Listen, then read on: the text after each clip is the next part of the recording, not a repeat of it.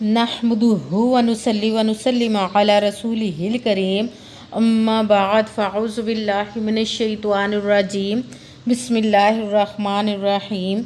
मेरे मुअज़्ज़ज़ सामाईन अकराम, अस्सलामु अलैकुम व रहमतुल्लाहि व बरकातुहू। मैं अपने रब्बे कायनात से ये दुआ करती हूँ कि मेरे जितने भी सुनने वाले हैं, रब्बे कायनात सबको सेहतमंद, तंदुरुस्त और लंबी ज़िंदगी अता फ़रमाए। हम सब की हर मुश्किल, परेशानी, तंगदस्तियों में मेरा रब्बे कायनात हमारी मदद अता फ़रमाए। हमें ज़हनी, रूहानी, जिस्मानी अज़ियतों, तकलीफ़ों, बीमारियों से निजात अता फ़रमाए। हमें ज़हनी और रूहानी सुकून अता फ़रमाए। हमें बीमार दुनिया से बचाकर बीमार मदीना बनाए। और जो हमारे हक़ों में बेहतर है, मेरा रब्बे कायनात हमारे लिए वो अता फ़रमाए। और जो हमारे हक़ों में बेहतर नहीं, उसका ख्याल भी हम सब के दिलों से निकाल दे और हम सब को अपनी रज़ा पर राज़ी रहने वाला बना दे। आमीन सुम्मा आमीन। आज मैं आप लोगों को जो वजीफ़ा बताने लगी हूँ, ये 1 ज़िलहज से लेकर 10 ज़िलहज तक किसी भी दिन आप इस वजीफ़े को कर सकते हैं। ये पावरफुल और मुजर्रब वजीफ़ा आपको बताने लगी हूँ। हर हाजत, हर मुराद, हर आपकी जो दुआ होगी कबूल मंजूर होगी। रब्बे कायनात आप पर राज़ी हो जाएगा। आपने 1 ज़िलहज से लेकर 10 ज़िलहज तक इसका वक़्त है कि इन 10 तक आप किसी भी दिन पढ़ सकते हैं। और ज़रूरी नहीं कि आज के दिन ही पढ़ें, आप इसको जैसे ही वीडियो मिले, अगर चाहें तो फ़ौरन पढ़ लें। आज 2 तारीख है, या जैसे ही जिस दिन भी आपको 10 ज़िलहज तक किसी भी दिन आपको टाइम मिलता है तो पढ़ लें।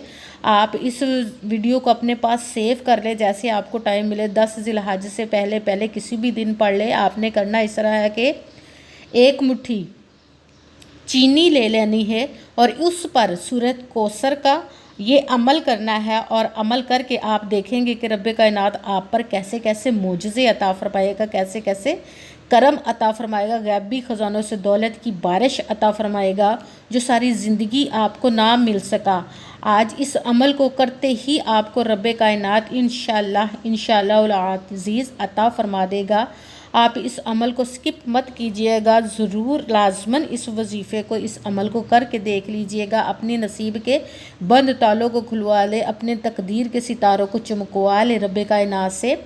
आप इस वजीफ़े को किसी भी मकसद, किसी भी हाजत, किसी भी मुराद के लिए कर सकते हैं। रब्बे कायनात के गैबी ख़जानों से दौलत लेने चाहते हैं, उसके लिए पढ़ सकते हैं। आप के घर में लड़ाई झगड़े रहते हैं, नचाकी है, परेशानी है, लड़ाई, मुफलिसी, गरीबी है, उसके लिए पढ़ सकते हैं। आपका अच्छा भला कारोबार चलता हुआ बंद हो गया, उसके लिए पढ़ सकते हैं। आप अच्छी जॉब लेना चाहते हैं, उसके लिए पढ़ सकते हैं।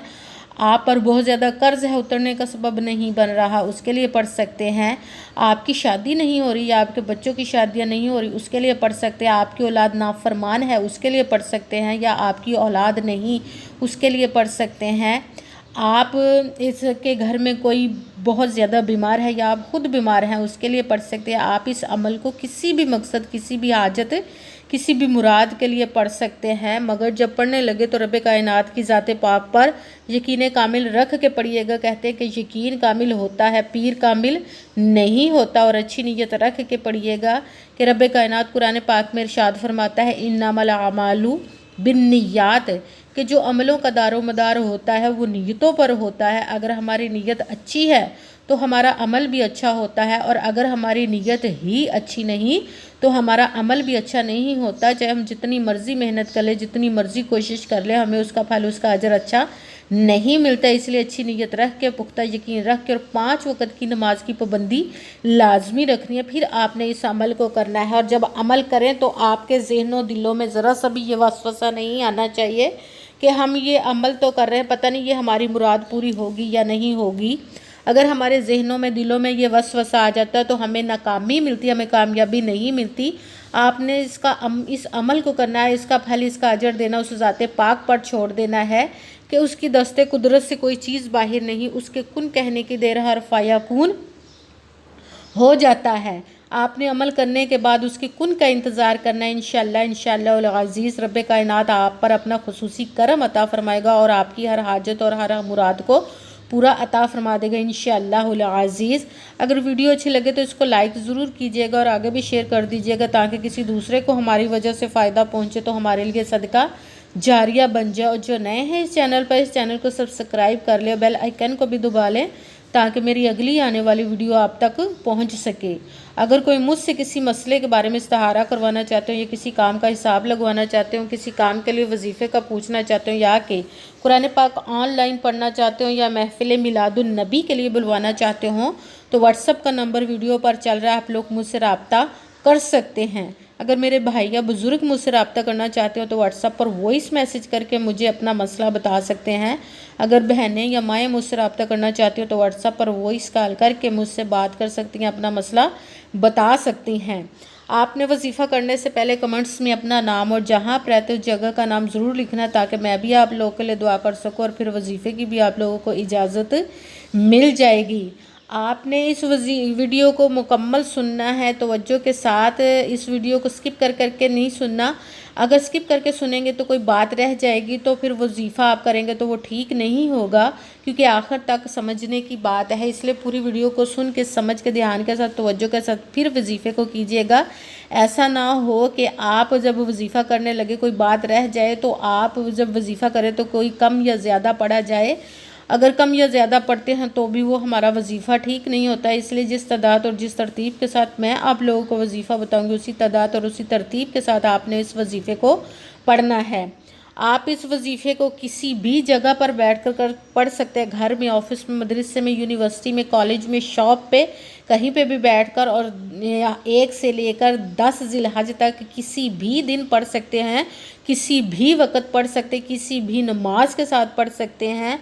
अगर जब पढ़ने लगे तो बिल्कुल खामोशी, तवज्जो और सुकून के साथ पढ़ना है कि वजीफ़े के दरमियान ना तो आपने किसी से बात करनी है, ना ही उठना, ना ही फ़ोन इस्तेमाल करना है। अगर हम किसी से बात करते, उठते, फ़ोन इस्तेमाल करते तो वो हमारा वजीफ़ा ठीक नहीं होता।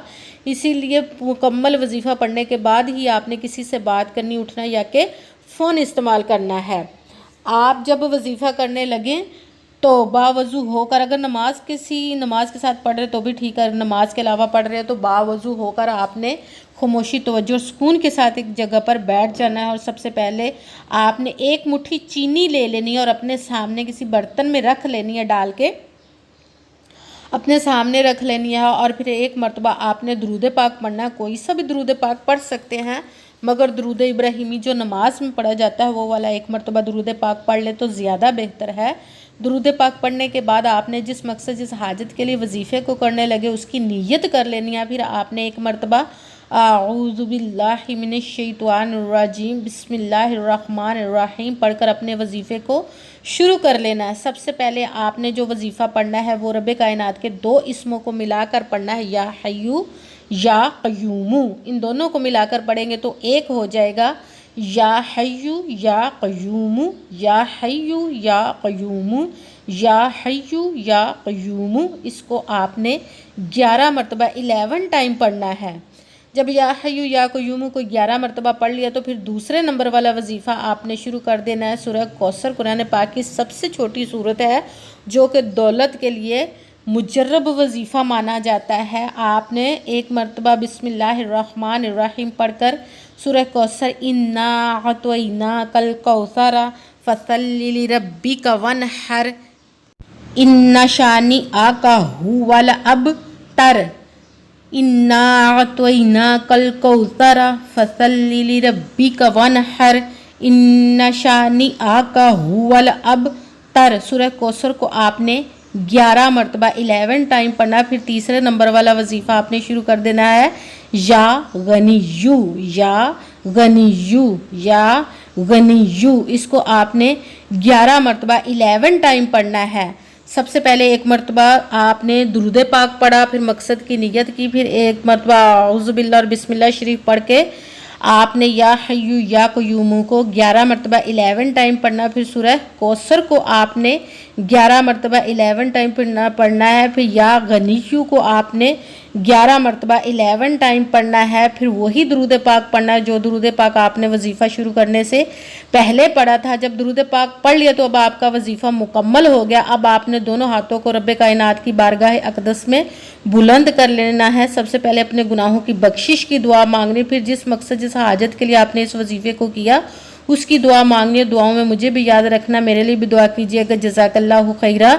जिस मकसद जिस हाजत के लिए आपने इस वजीफ़े को किया, रब कायनात अपने हुक्म से, अपने प्यारे महबूब के सदका से और ज़िल हज के माह मुबारक के सदक़े से आपकी तमाम नेक व जायज़ हाजात को कबूल व मंजूर अता फरमाए। आमीन सुमा आमीन। फिर आपने चीनी पर फूंक मार देनी, दम कर देना। फिर इस चीनी को या तो आपने बाहर किसी खुली जगह पर डाल देना या अपनी छत पर डाल देना है, ताकि कीड़े मकोड़े इस चीनी को खा जाएं। जैसे जैसे चीनी को खाते जाएंगे आपकी मुश्किलें दूर होती जाएंगी, आपकी परेशानियां ख़त्म हो जाएंगी और आपकी रब्बे कायनात हर हाजत हर मुराद को पूरा अता फरमाएगा इंशाअल्लाहुल अज़ीज़। आमीन सुमा आमीन। अस्सलामु अलैकुम व रहमतुल्लाहि व बरकातुहू।